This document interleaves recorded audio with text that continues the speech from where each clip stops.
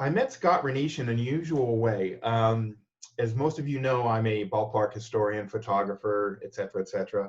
And I get a message from a guy on Facebook saying, my name's Scott. I found your Facebook or your webpage, and I love your Boston Garden photos. So, of course, me being me, I look up his thing, and he's a program director and a DJ at WPLM Easy 99.1 in Plymouth, Massachusetts. And we hit it right off. He called one day and we talked for probably an hour and a half on the phone about the garden. Yeah. And I am pleased to welcome you to the program, Scott. Welcome. Thanks, Bob. Nice to be here with you. Yeah. So, we do have the love affair of, even though I'm a California boy, I'm deep New England roots. Scott is a diehard Celtics, Red Sox, New England sports fan. And we talked endlessly about the Boston Garden. Scott, I want to hear your thoughts of what the garden was like. Tell the people what, as a fan, you thought of the Boston Garden. So we know everybody says, oh, it was a dump. Yeah, yes and no. It was our dump, but we loved it. It was like Candlestick out here. Everybody hated it, but we loved it. I never thought of it as a dump. The funny thing is I've been to 20 times more games at the new TD Garden than the old place. I saw the Celtics win the championship in 2008 at the TD Garden, or whatever they called it back then. And I've taken my daughter to 100 or so games in her lifetime so far, but yet it doesn't have that feeling of home to me, even though it is, and I've experienced a lot more there. But the old Boston Garden has that character. It has that intimate feeling. And this place, I don't care how many years it stands, it's never going to equal that. Were you one of the gallery gods up in the rafters? I sat everywhere in that place. I was allowed to go down to the court a lot. My father had a nice Nikon camera that he would let me borrow, and I would go down to court side, and the ushers would let me sit down underneath the basket. They told me that I had 10 minutes, and they ended up letting me stay, most often for an hour, hour and a half, and then they'd finally at halftime say, all right, buddy, you got to go back to your seat. But we sat up where the gallery gods sat. We sat in the balcony. We sat in the obstructed view seats underneath the hot water system. All kinds of stuff. But no matter where we sat or what game we went to see, we were happy that we were there. And it was an event just to go to the Garden, even without a game. Yeah, the Garden, for people that don't know, it was not built for hockey or basketball. It was built for boxing. Yeah. And so I think there were more obstructed view seats than anything, as you know, Scott. I mean, you're doing this, leaning behind a post, trying to see what's going on, and I mean, it was dirty cobwebs, but it had that element that new arenas do not have, like the old Chicago Stadium had. Teams hated going to those places because, for one, Boston Garden didn't have air conditioning, and in March, April, May, it could give you a sauna in there. Yeah. Yeah. And teams hated that. And what they would do is they would stamp your ticket. If it was obstructed view, it would say obstructed view on the ticket.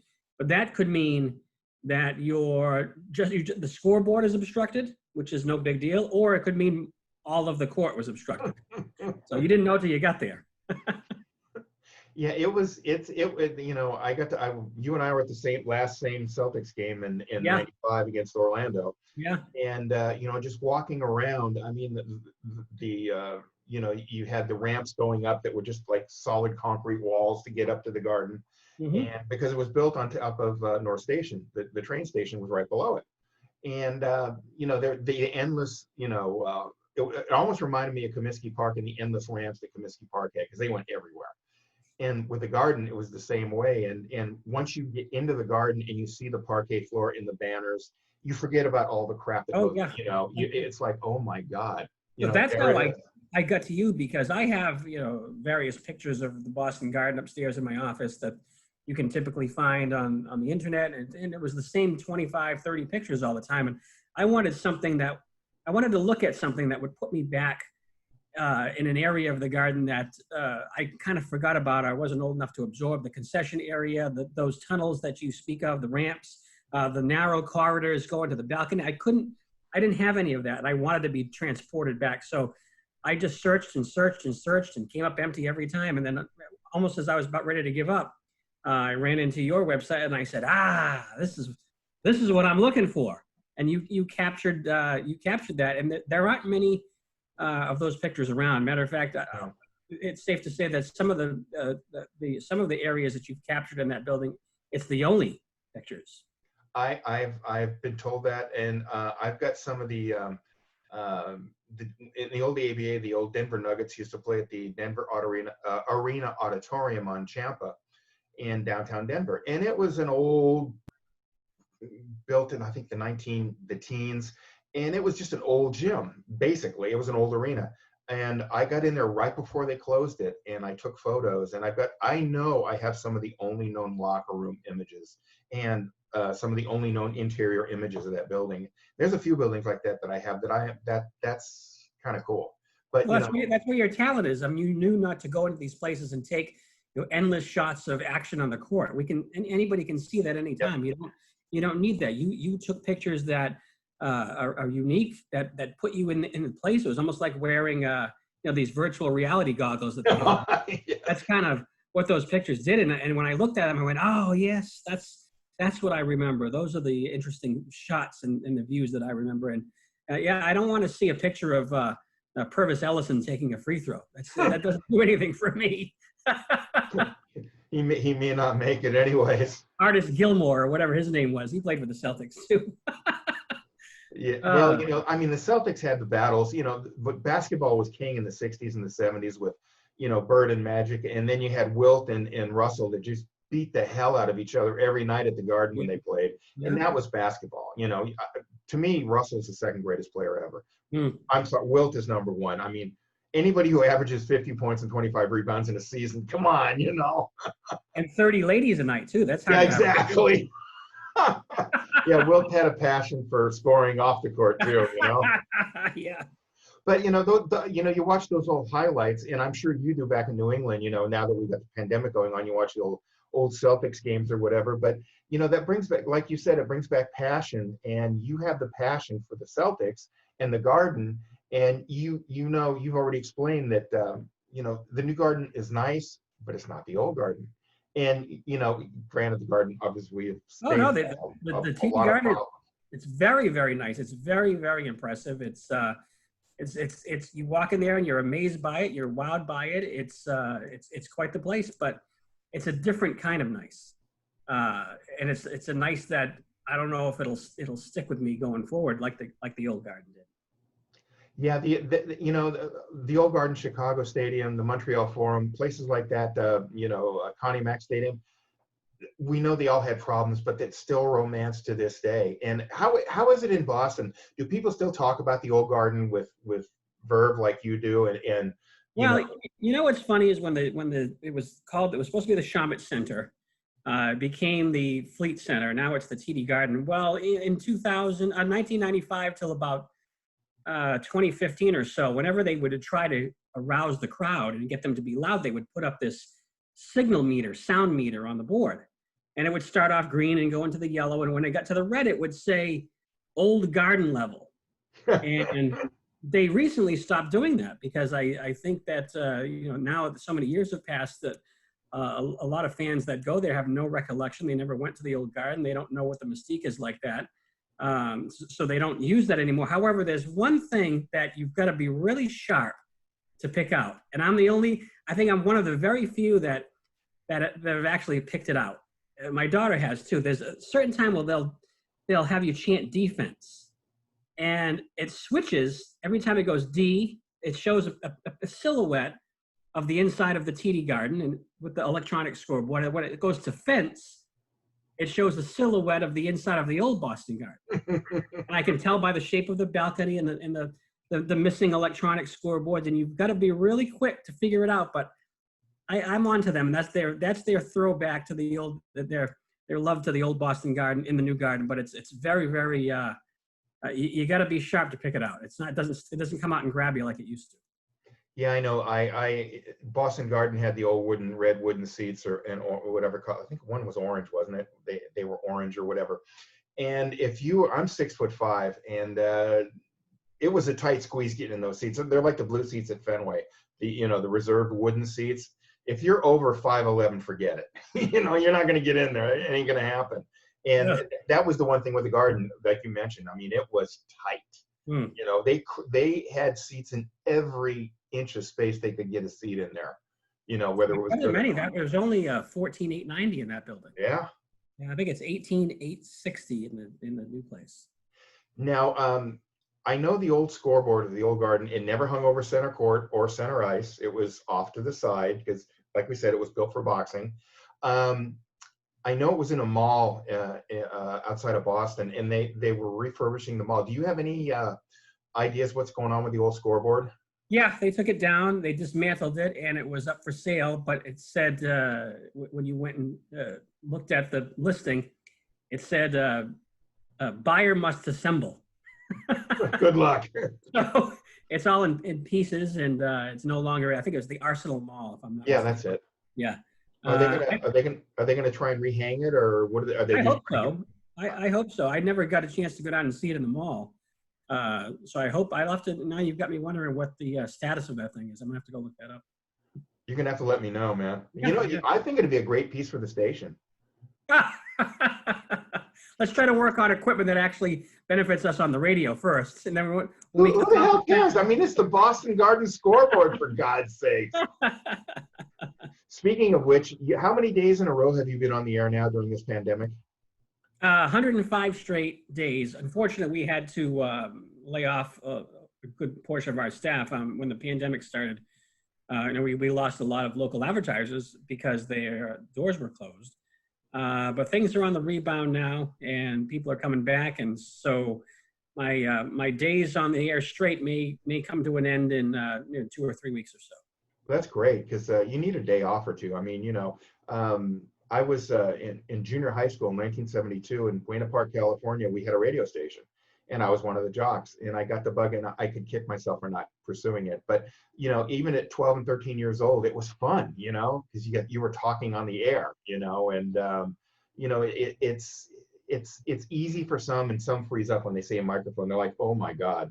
But when I'm at a wedding, and because I have a mobile DJ company too, and I'll be at a wedding, and there'll be a bunch of inebriated females that are asking to play music, and the only way to get them out of your way was you just take the microphone and go like this. You're on, and they would have whoa. So it was like bug repellent. Exactly. My 17-year-old nephew asked me, Evan says, do you get nervous on the air? No, I don't even think you do. As you know, when you're a DJ and it's like you're talking to one person. You don't realize how many people you're talking to. You know what I mean? What you're supposed to do is you're supposed to, that's what I was taught is it's one person and one person only. And one of the questions I'm asked the most is, how do you know what you're going to say when you go on the air? And my answer is, I don't really know what I'm going to be talking about. I might have a little idea, but I don't know how I'm going to say it until I actually hit the on-air mic and go. That's the only way I can do it. There are other people, some on my staff, who they have to kind of plan it out first, and that's their style. That's what works best for them. But if I do it that way, I'm more likely to screw up as opposed to just throwing the mic on. And I got really good at that when I was the co-host on a talk show on an AM station, and we didn't play music. It was talk for 4 straight hours, and that's where I developed that skill of just kind of go with the flow. Your station now, Easy 99.1. You got tell everybody what you play, what your music playlist is. We're kind of a hybrid station, so we're a classic hits hybrid, meaning that we're a classic hit station, but not a traditional one. So we play classic hits, but we play softer classic hits. We play. We go deeper into the library of major artists. And when I say that, I don't mean we're playing obscure titles. We're playing all hits, but we're playing more songs than a typical station owned by a corporate entity who only plays 350 tested records, and that's it. We're playing about 2,800 songs total. We don't play any song more than the max 3 or 4 times a week. And we try to make sure that people don't get bored listening to us. So we're playing Captain and Tennille, we're playing Gordon Lightfoot, we're playing the Carpenters, we're playing Paul Simon, and we play all their hits, not just a couple. Well, I like you and I've talked. I grew up in LA, and KMET is one of the greatest rock stations ever, and they were pretty much free form. A lot of the jocks, especially at night, program their own music. And it's almost like you're doing freeform radio in your own vein, right? Almost. What we've done is we've when I got to the radio station, it was all over the place. It was trying to be everything to everybody, and the time spent listening was in the toilet.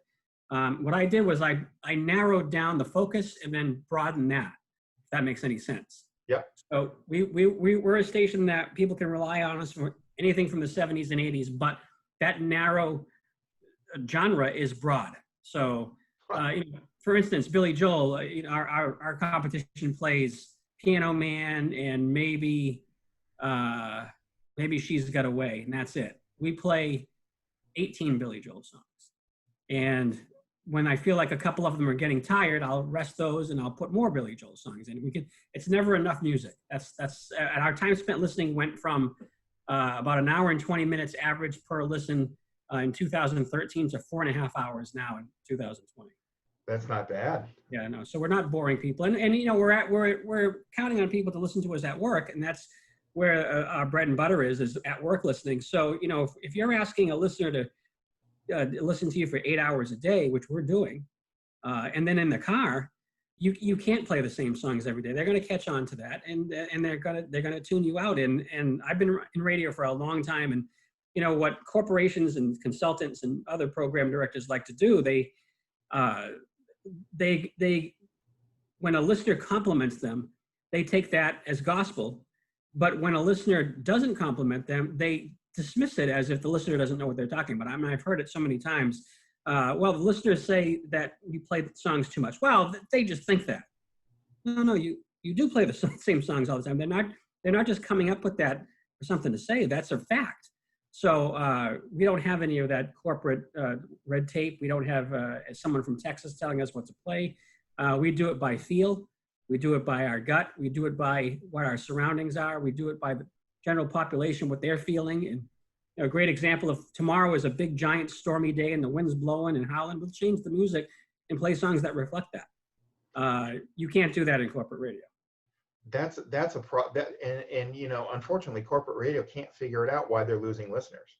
Why people are going, to Pandora and, their iPods and everything else. They want to program their own music. Because how many times can you hear Rush Spirit of Radio?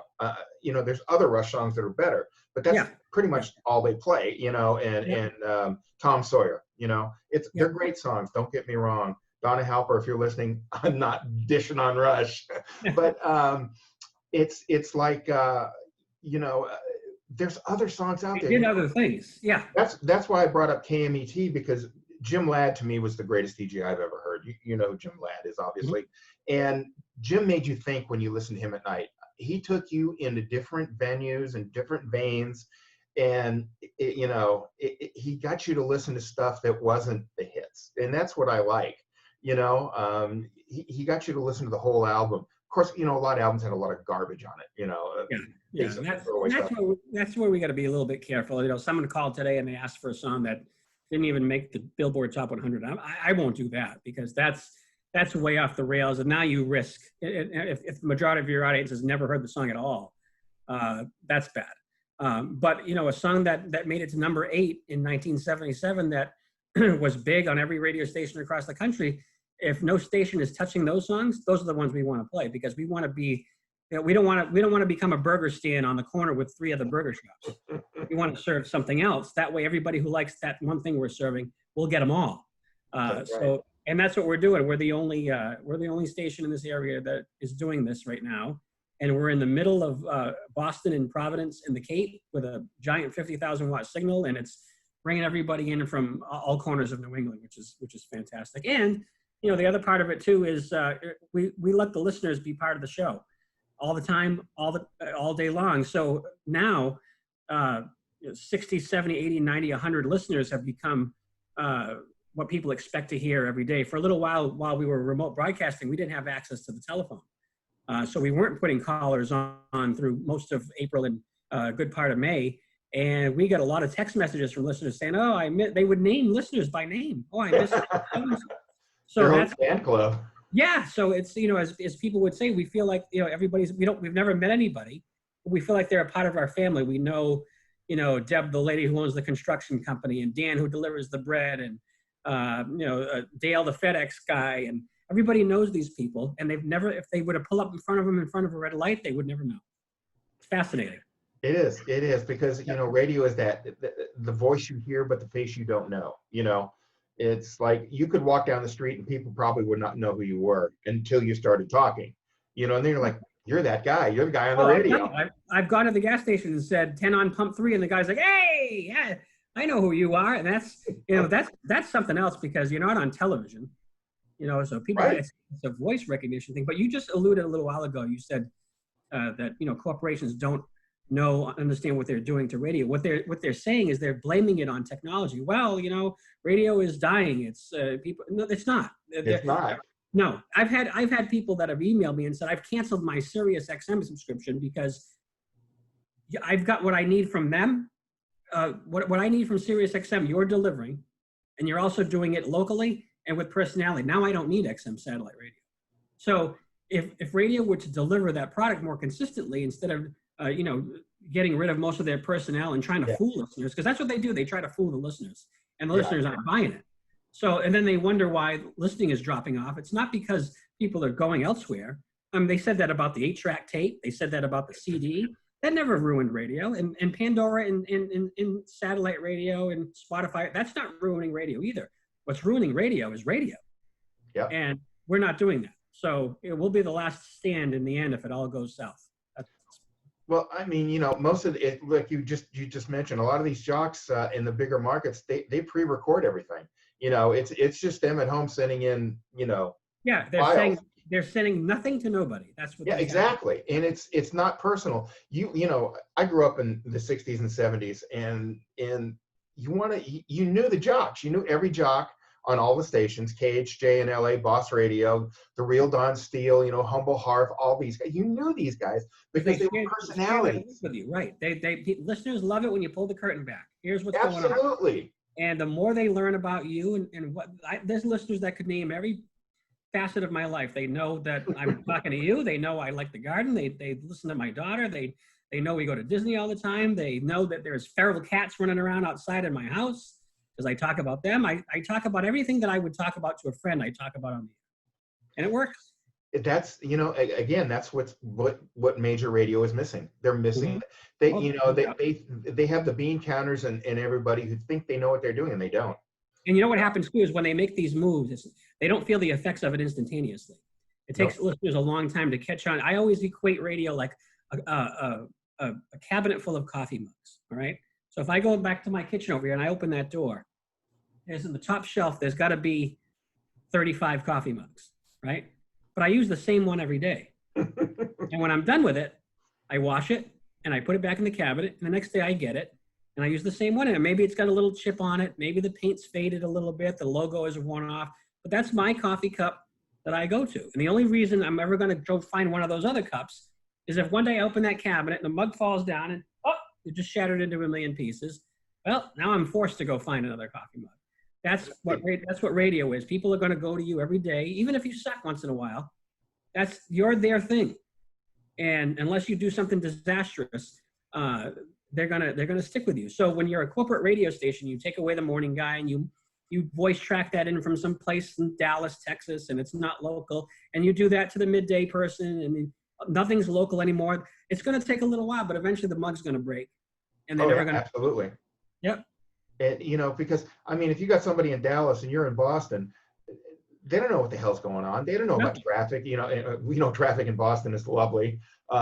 You know, but you know, they don't know the weather. They don't know. You know, they just read a promo sheet. You know, or you know, like the Red Sox beat the Yankees 10-2 tonight, or you know, stuff like that. They don't have a feel for the city. You know, they couldn't tell you where to go to eat in Providence or Plymouth or not even that. They're not doing it themselves. So right. even if they had all the facts and they knew every restaurant and they knew the correct pronunciations of all the towns and all that other stuff, doesn't matter.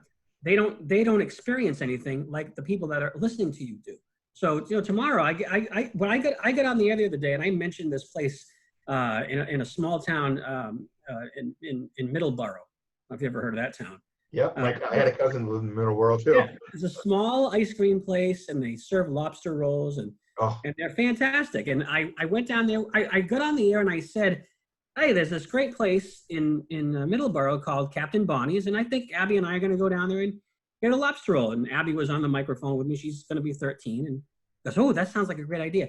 Bob, we got to the place and it was full of cars. I went, wow, this is busy. We got out of the car. And as soon as we opened the door, 5 other cars opened their door and they all got out and went, hey, there they are. You said you were going to come down here. So here we are. We're going to have a lobster roll too. It's fascinating. It really is. But see, that's the thing, you know, you have the camaraderie with people, you know, Yeah. It's not like we've talked about, it's not pre-programmed crap, and that's what it is. It's Right. garbage. That's right. And you know, they can relate to you. They can relate to Abby. You know, they can relate to some guy in California who took pictures of the Boston Garden in 1995, you know, and that's the thing. You know, people want to have that thing they can grab onto and feel like, you know, I got a buddy and he's in the next room telling me about this next song that's coming up. That's what they want, you know. They don't. That's why radio, like you said, I think that's why radio is dying. And it takes a while too. It doesn't happen instantaneously. When I started working at the station and I started the request show at noontime, for the first year, 6 months or so, I'd call up my friends on the phone. Hey, you got to call in a request. You got to get this going. I mean, the listeners were just trained to listen to a passive radio station that was wallpaper. It took a few years to build up, and now it's light years away from what it was when I started working there. But the stations have to be patient, and that's another problem. These corporations, they start a new format, and then 6 months later they go, oh, it's not working. It takes 2 years minimum because you have to break people out of old habits. And if you're patient with it and you keep on it, and you keep improving and you keep things fresh, it'll happen. Yeah. And they, you know, I'm going to harken back to a TV show, WKRP in Cincinnati, which to me is one of the funniest shows ever. Mm-hmm. But Sure. you had Dr. Johnny Fever, who was, you know, he was like Jim Ladd. He kind of patterned himself a little after Jim Ladd, the burned out hippie on in the morning, you know. And but you could relate to those people. You could relate to Venus Flytrap, and you know, even Les Nessman, you know, as weird and quirky as it was. But you know, they had that thing where you know, they had that thing with the audience, like you guys are doing. And I think that's needed more in radio than some, you know, pre-recorded crap in wherever, and then you send it in every day, you know. Yeah, no, we got a big boost during the pandemic here, and once we got the phones back and I started talking to people on the phone again, one thing I heard from a lot of people that I've never heard from before, new listeners, and I said, hey, the guy would say, oh, we just started listening to you a month ago. How'd you find us? Well, I just got so tired of the news and the negativity and just the bad news. I just hit seek on the FM dial one day, and it stopped at a song that caught my attention, and then you caught my attention, and I've been listening ever since. So people they're looking to be entertained. They're looking to be to connect with somebody, and most stations that they stop at on the dial aren't doing that. I know. And whether they're playing Hotel California for the millionth time, as I'm playing Those Shoes by the Eagles. I love that song. Or Life in the Fast Lane, or New Kid in Town. They're sick of Hotel California, great song, but enough with Hotel California already. You know, so you've got that combined with, then after the song comes on, I'm being a personable guy, and we have one liner that we run, and it says, "Give us one day and you'll be hooked for life." And that's great. And it works. I think you guys should play more Eagles, because I've seen the Eagles a few times, and they were so great live. And well, we play a lot. We got one guy, Ed Arsenal. I'll never forget him, because he's probably the world's biggest Eagles fan. And it doesn't matter what time of day it is. As soon as the Eagles come on, he'll send me a text, go, "My boys," and he does it every single time. This guy he must listen to the station in his sleep. You need to drop King of Hollywood on him. That is one great song. Oh, he'd be amazing. Yeah, that's just, you know, that's the Eagles. They're great storytellers, you know. And I love to see Henley get all pissed off when somebody asks him, "What does Hotel California mean?" It's like he's explained it for the gazillionth time. And you know, you can see the edge. But you know, that's where the 70s come in again, and the 80s, you know, because most of us are, you know, 40s, 50s, 60s now. It brings back a lot of great memories, you know. That's what this music does. That's why our slogan is "Feel Good Favorites," because it makes you feel, it evokes some sort of emotion, whether it's It doesn't matter. I don't care what the emotion is, but if we are invoking an emotion with our music, what we're playing, how we make you feel, that's what we're trying to do, because that's important. Exactly, because you might play King of Hollywood or I know they play Mr. Blue Sky a lot, but something else by ELO like Fire on High or Poker. Some of the great songs that aren't played that much, and it brings you back. Like, oh my God, I remember when that came out. I remember listening to it 50 times in a row because I love What's that funny song. is that those songs, I don't think I've played any of those in the past recently, but when you're talking about ELO, we play all of their hits, and we're the only station in this state that I think plays any more than two. But that's the amazing factor to me, that when ELO, what's their ballad? That big hit, I can't think of it right now. Mr. Blue Sky? No, we play that. Can't get it out of my head. There's that's the one. So we play that, and we play that in pretty heavy rotation. And by heavy rotation for us, I mean 4 times a week. But we're the only station in Massachusetts and Rhode Island playing that song. And I look at that and go, why is that off the? Why do consultants and program directors for other stations, is that considered obscure? It's not obscure. It was a top 5 hit. How do you miss playing that song? I don't understand that. That's why we play it. Well, we'll go a little heavier with Led Zeppelin and Stairway to Heaven. I mean, awesome, great song, a classic, an all-timer, but most people are sick of it. They've heard it 8 million times. It was at our high school grad night. That was the theme, was Stairway to Heaven. And it's not even in my top 10 of Led Zeppelin songs. I like some of the harder stuff. When the Levee Breaks, things like that, because what they did, they made you think too. And I know your station won't play the real hard stuff, but it's like the Rolling Stones. You guys play the Stones? Yeah, we play the Stones. The station, even though it's called Easy, we're not that easy. And the reason why it was called that before I came along, and it was very, very sleepy. We ran Delilah at night, and don't get me started on that. And anyway, it was a very sleepy station, and we turned it up, but we didn't change the slogan. And I didn't change the slogan because I did some research, and I saw a lot of stations that were named Light all over the country, and they weren't Light. It's just a name. It doesn't hold you to that. And my philosophy too is, if you're going to go off of your format, as long as you put a spotlight on it, then it's accepted by the listener. For instance, I'll play Wasted Time by the Eagles, but I'll play it as the deep track of the week. Because if you just throw it in there, it's kind of like, well, what are they? They're way off the road here. What are they doing? And if you don't explain why you're doing it, then it's less chance that it'll be accepted. So I have a feature called the Forgotten 45, where I, really play something that is forgotten but was a hit, but we won't play it in regular rotation. But as long as you have a liner that goes, here's today's Forgotten 45, the listener's going to go, all right, well, they're going to play something goofy right now, and it's not part of their major brand, so I'm going to accept it. Or if a listener calls and makes a suggestion for a song, and it's a song I think is a little bit on the edge, it's on the listener, not me. I'm just doing them a favor.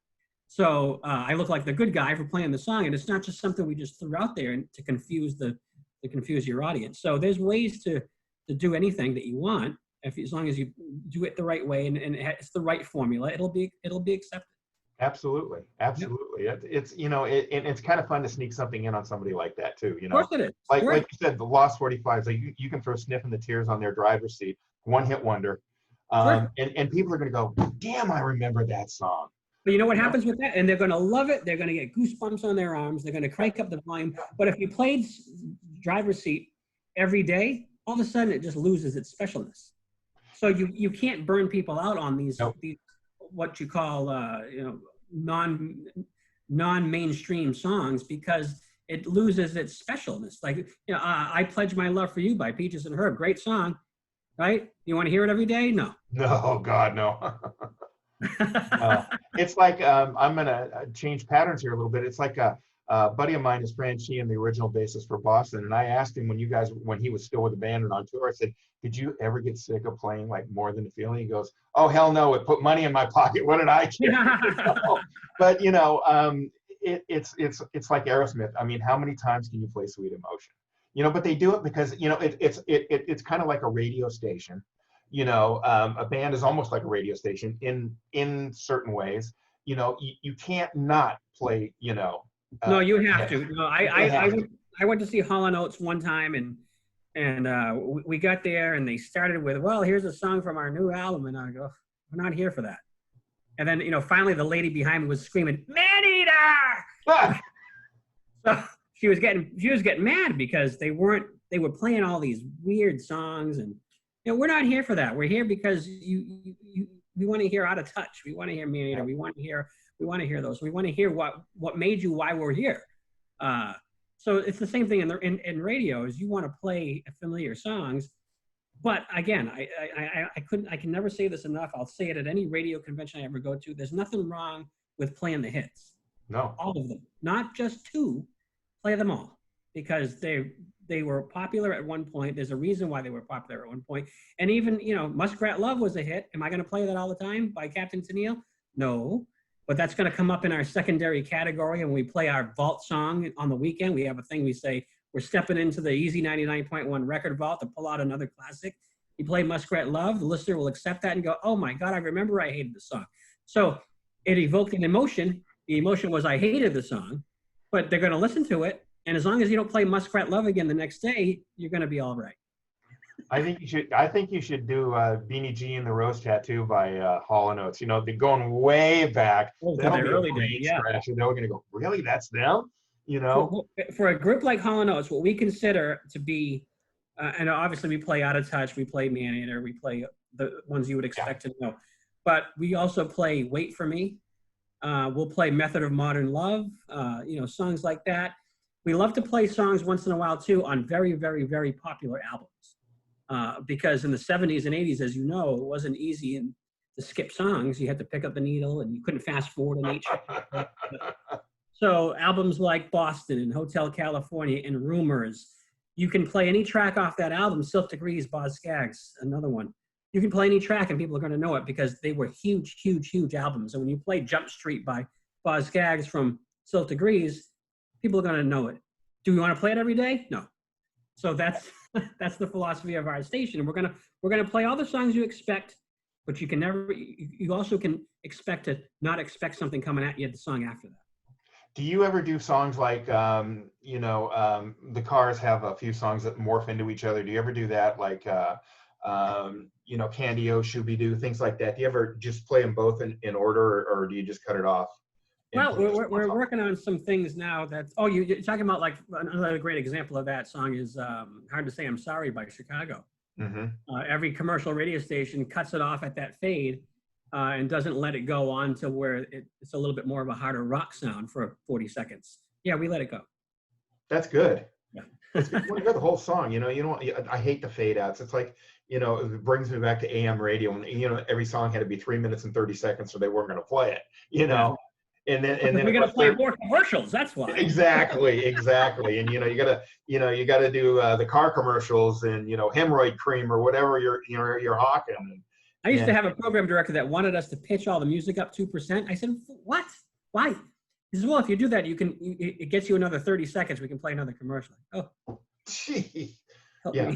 And people are going to just go click and turn, you know, people hate commercials, you know. It's you know, and nobody pays attention to commercials. I know it's advertising, but I don't. Well, we have only two, and if we're sold out, we have 2 commercial breaks per hour at 4.5 minutes each. That's it. That's good. Yep, that's it. I hope the Caddy Shack is one of your. Caddy Shack in Plymouth does not advertise with us, but it's probably because they don't need to. No, it's for people that don't know, he and I have joked about it. The Caddy Shack, to me, has the best clam chowder I've ever had, and it's kind of a dive, but it's packed. They've got great food, and this isn't a plug for them. It's just great food. And I tell my wife when we come back, I said, we're going to Plymouth, and she knows why. And it's not to see the Rock. Next door to those places is the Lobster Hut and East Bay Grill and the Waterfront Grill. Is that Lobster Hut any good? I've been driven by it. Yep. It's they're not going to wow you with cutlery and plates, but they're going to wow you with the food. That's the thing about New England and seafood. you want the hole in the walls. You don't want the fancy 5-star. You know, Right. you want to go to up to Revere and go to Kelly's on the beach and get a lobster roll. You know, There's a um, place right behind Caddy Shack. It's called Wood Seafood. And they practically, when you order your food, they practically put on a scuba outfit and go get it and back, come back. that's good with me. I mean, you know, Yeah. we don't get lobster rolls out here in California. And I tell people, I said, if you've never had a lobster roll, you have got to go to New England and Oh, get one on the that's, coast. I mean, and if you get one with a ton of mayonnaise, it's not a good lobster roll. You want light mayo, yep. maybe some celery salt, and you're good to go. No, You want hot to taste, buttered roll. Yeah. oh, About 15 years ago, there's a town called Dartmouth down yes. here. And on Route 6, they was right next to the North Dartmouth Mall. They opened up, I saw the sign one day and it said, opening soon, Red Lobster. I went, that isn't going to Are work you here. kidding me? And sure enough, 6 months later, they were out of business. Well, Red Lobster in New England is, you know, I mean, come on. No, it's not going to fly. No, it didn't fly. No. People aren't, you know, people in New England, especially up in Maine, they know seafood. Oh, yeah. Yeah.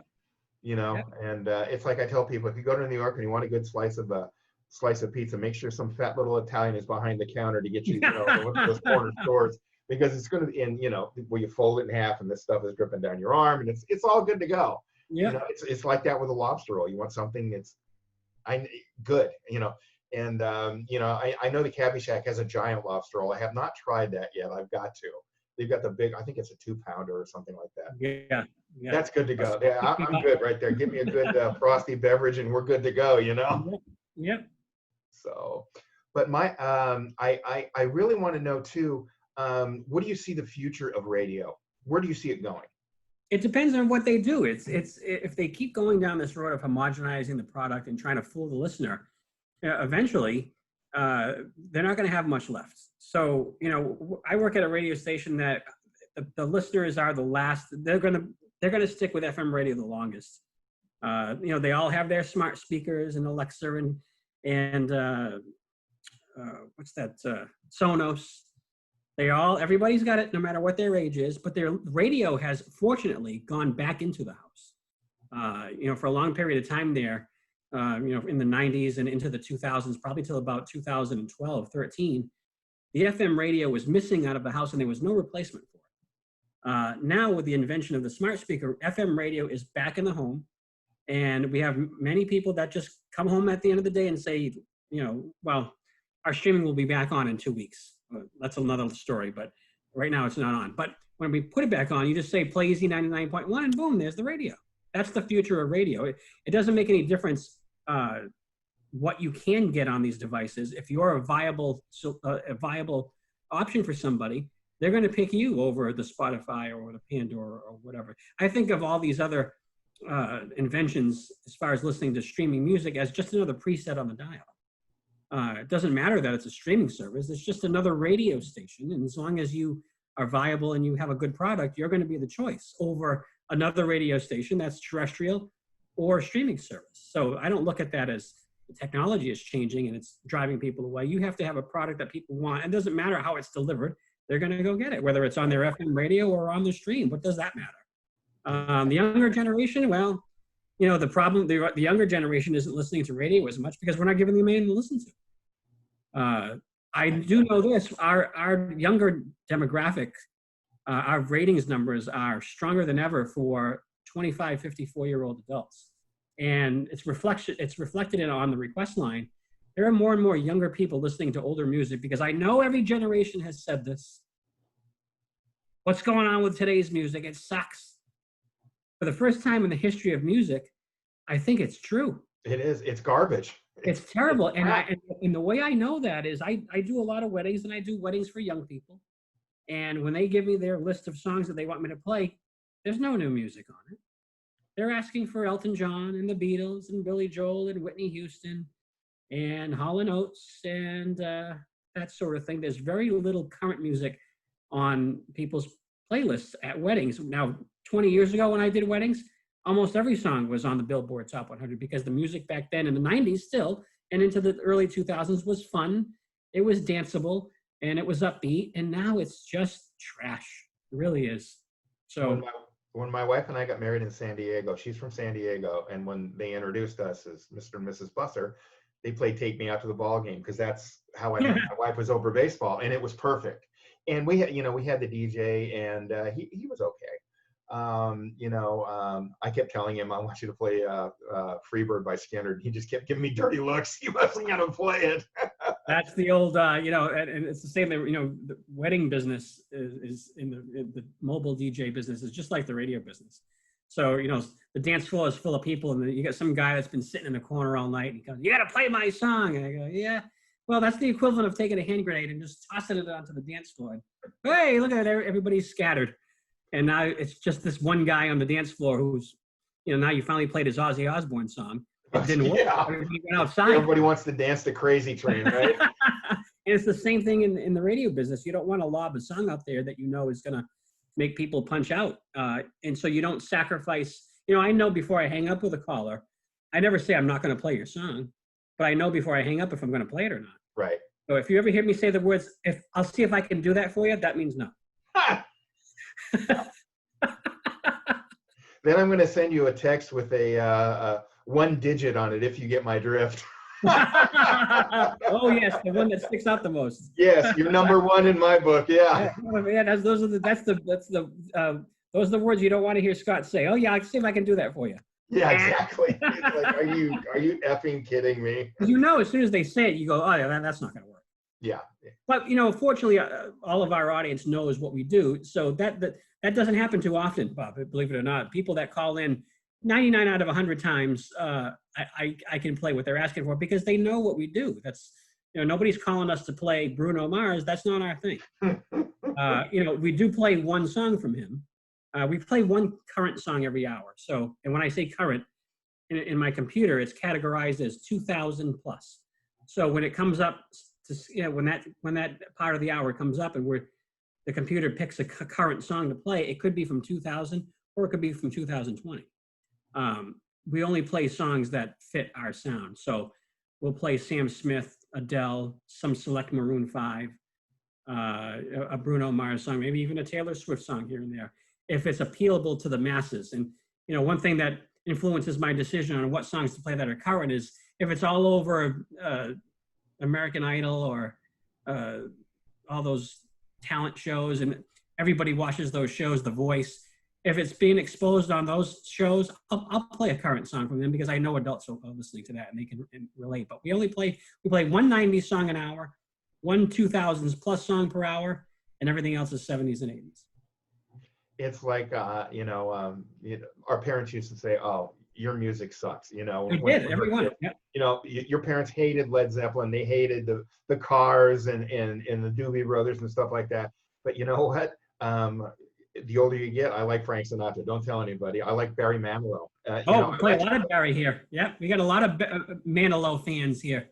And I love jazz too. Jazz is awesome. I mean, it's great driving music. You take the top down and away you go. And it's just my musical genre is a little different than most people's, and I listen to music a lot differently than most people do.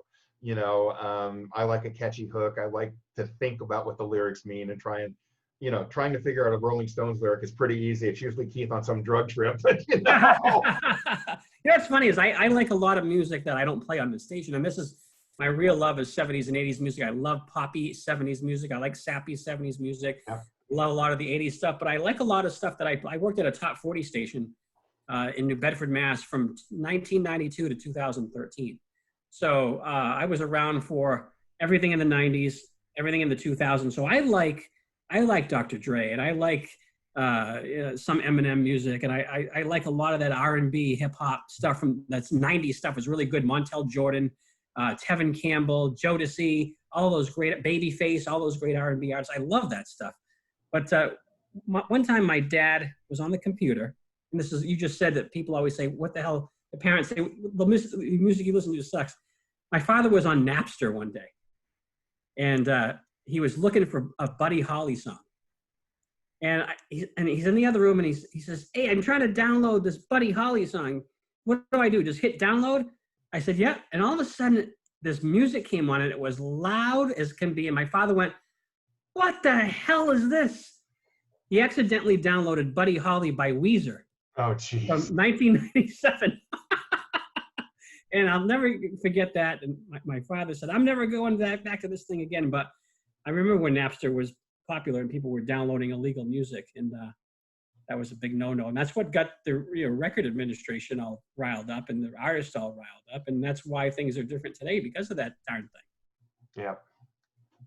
One ruins it for everybody. You know what I mean? Yeah. We pay a lot of money in royalty fees for artists, because artists aren't making as much money on bought music anymore, because because everybody can download it, pirate it and get it from friends or whatever. It's YouTube. They can take it off YouTube, all kinds of stuff, and it's, I don't know. I go back to the days of the old vinyl albums, when you heard the snaps and the pops in it, especially if they had headphones on back in the day. We couldn't wait to find the new Deep Purple album coming out, or the new Aerosmith or Heart or whoever it was. We had to get it home and put the headphones on and crank it up as loud as you could. And of course you're paying for it, some 40 years later, the tinnitus in the ears and all that other good stuff. Yeah, I still have my Pioneer, 1977 Pioneer, hooked up right around the corner back here. Oh, geez. I've got a nice, it's all restored, new belts on it and new stylus. And I've got, hundreds of pieces of vinyl that I play all the time, because, I prefer that. I like the jacket. I like the label on the record. I like the warm sound of it. And vinyl's coming back too. That's another thing that's making a big push again. Yeah, I know, and vinyl records now are $35 and up a pop. I know, isn't that crazy? Crazy. Yeah, it's crazy. I mean, we remember, my wife and I were talking about this a while back. She said, "Do you remember Record Tuesday?" I said, "Yeah, when the new records came out, absolutely." Everybody was going to Music Plus or the Warehouse, or people are going Music Plus, the Warehouse, but those were the record stores we went to as kids, or I don't know if they have Sam Ash Music out there, and a few other places. Tower Records on Sunset in Hollywood. That place, you could go into Tower Records on Sunset on a Saturday, and you could see, and I'm not making this up, you could see Elton John in there. You could see whoever was recording, in Hollywood, at SIR Studios or whatever. You could see the musicians in there going through and getting their albums. It was crazy. And nobody thought anything of it. It was no big deal. It's Elton John, not a big deal. He's buying records. They just don't do that anymore. Yeah, there's a record store about 10 minutes from here that I go to all the time called Max J Records, and the guy's great. You go in there and he'll play anything that you want that he's got, and he's got plenty of inventory and plenty of old vinyl that's used but in good condition, and that's where I get all my stuff from. Great, that's love awesome. it. Yeah. Well, radio, we hope with WPLM in Plymouth, it's making a freeform radio in your own way is making a comeback, because that's what we are used to, and that's what America needs right now. We don't need the canned crap. No, it's garbage. It's like a lot of today's music. It's garbage. It's like you said, people are smart. They figure it out, and these corporations have to figure it out, or they're going to be, like you said, they're going to be by the wayside. I mean, extinct, yeah. And through the time we've been broadcasting from home, since the old COVID stuck around, a lot of listeners have said, "You've helped me get through this time period." Well, they've helped me get through this time period, because every day that even though I've been on the air 100 and whatever straight days, it doesn't feel like it's a job to me. And when I shut the microphone off at the end of my shift, when you know that you're affecting lives, that's enough to keep on going. It doesn't matter how many days in a row it is. It's a good feeling. It is a good feeling. That's why I started doing these podcasts, and I just did it on a whim. And this is fun for me. This is easy. I don't want. Well, let me rephrase that. It's relatively easy to talk to somebody and go in different directions, because I don't, like you, I don't have a script. I just know what in my mind what I want to talk about, and usually it goes in all kinds of directions. And that's the great thing about what I think talk radio is missing, because they have that script that they got to read, and they ask the same boring questions over again. You want to have talk radio, it's like you're two people talking one-on-one, two guys sitting around having a beer. That's what you want. It's more engaging than the usual screaming and yelling and the same questions over and over again. That's just my opinion. No, that's true. And I love, I'm not a big technology guy. I think social media is bad for the most part. I try to make sure my daughter's not always on her phone. We limit screen time. I think that, the media is a mess, and all these bloggers, and everybody's got an opinion now. But one thing that I appreciate as far as technology goes is that's what's made me connected to you. Yeah. It's what's connected me to my listeners. It's what's opened the door for the relationships that you have with certain people, good people. Is easier to do with modern technology. If it wasn't for that, I would probably get rid of every computer I've got in this house. Every once in a while, social media and the internet shows its good side, and that's how I got to you, Bob. Is those pictures? If you hadn't put those on the internet, I wouldn't have found them, and if you didn't have a connection to your Facebook page, I wouldn't have reached out to you. So, because of that, that's why we're here today, and that's what makes me appreciate it. I really appreciate that. And I have to thank my wife too, because she's like, you need to start a website. And I did this in 07 with just like, who's going to give a crap, excuse me. And now I've run the numbers and I'm close to 20 million hits on that website. Wow. Good. It's crazy. And the web page on Facebook, my wife said, put one up there. And I thought maybe 100, 150 people, and I'm pushing 6,000 in 3 years. It's crazy. Yeah. People, sport, what I do and what you do, people gravitate to that stuff because it brings them back to their youth and, happier times when you were, in your teens and 20s and you didn't give a crap, you were just out to have fun. And that's why we do what we do. That's what those pictures do for me, Bob. I look at them often and sometimes I just stare at them and I just close my eyes a little bit. And I can hear the sound of the building and the old guy. Johnny Most. You hear Johnny Most high above courtside, ripping on Bill Lambier again. Those pictures have done for me what I think we do for listeners with the music. You're just doing it with sports arenas, and you're making people go back to a time that they want to be at. Exactly. And I love it. And they're very valuable for people that are nostalgic like me. That's for sure. I really appreciate that. This is Scott Reiniche. He is on the Easy 99.1 in Plymouth, and please give him a listen. Scott, it's been great, and I'm sure we'll do this again. I can't wait, Bob. Thank you. Thank you.